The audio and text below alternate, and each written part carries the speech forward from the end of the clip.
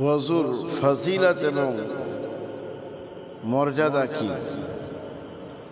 হযরত আবু হুরায়রা রাদিয়াল্লাহু তাআলা আনহু থেকে বর্ণিত আছে, রাসূল আকরাম আলাইহিস সালাতু ওয়াস সালাম বলেন, যখন কোনো মুসলমান বা মুমিন বান্দা ওযু করে এবং নিজের চেহারাকে ধৌত করে, তখন পানির সাথে সাথে বা পানির শেষ ফোঁটার সাথে ওই ব্যক্তির চেহারা থেকে, চোখ থেকে গুনাহসমূহ ঝরে যায়, ক্ষমা হয়ে যায়, যে গুনাহ তার চোখ দ্বারা হয়েছে।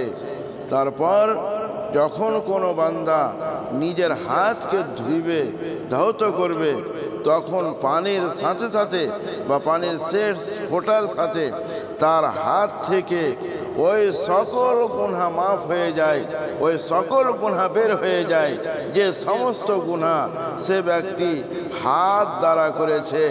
এমনকি ওই বান্দা গুনাহ থেকে পাক পবিত্র হয়ে বের হয়ে যায়। মিশকাত তিরমিজি শরীফের হাদিস, হাদিস নম্বর হচ্ছে দ্বিতীয় প্রথম খণ্ড।